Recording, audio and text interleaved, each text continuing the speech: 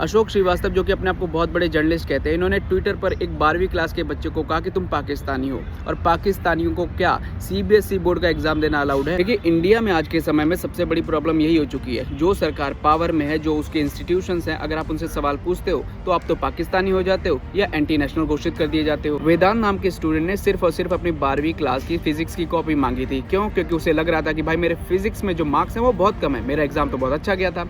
इसी पर अशोक श्रीवास्तव उसको पाकिस्तानी बुलाने लगे। असल बात ये थी कि जब वेदांत ने अपनी फिजिक्स की कॉपी चेक की तो वो फिजिक्स की उसकी कॉपी थी ही नहीं, वो किसी और की ही कॉपी सीबीएसई वालों ने उसे पकड़ा दी थी। आप सरकार से अकाउंटेबिलिटी, ट्रांसपेरेंसी, रुपया इतना क्यों गिर रहा है, पेट्रोल के प्राइसेस इतने क्यों बढ़ रहे हैं, ये सब सवाल पूछो तो वो लोग जो है इल्जाम अपोजिशन पार्टी पे डाल देते हैं, कांग्रेस पे डाल देते हैं, बोलते हैं 70 सालों से उन्होंने देश को लूटा है, हमने देश को कहां पहुंचा दिया है। और असल में गलती हमारी आम जनता की है। हमारी आम जनता के पास सोचने समझने की पावर ही नहीं है। उनको रिलीजन के नाम की गुट्टी पिला दी और पीती रही, झूठे नेशनलिज्म की गुट्टी पिला दी, पीती रही। और जो सरकार पिछले 14 सालों से भारत में रूल कर रही है उससे सवाल नहीं कर रहे। हमारे इंस्टीट्यूशंस जो हैं गिर रहे हैं, रुपया गिर रहा है, पेट्रोल के प्राइसेस बढ़ रहे हैं, हमारी ग्लोबल लेवल पे इकोनॉमी गिर रही है, लेकिन सवाल आप सरकार से मत पूछना, अपोजिशन से पूछो, उन्होंने 70 साल से क्या किया। डेमोक्रेसी का एक बेसिक सा प्रिंसिपल है जो कि इंडिया की जनता को समझ में नहीं आ रहा है कि जो पॉलिटिकल पार्टी पावर में है हमें सवाल उससे पूछना है, उसके इंस्टीट्यूशन से पूछना है, ना कि अपोजिशन से।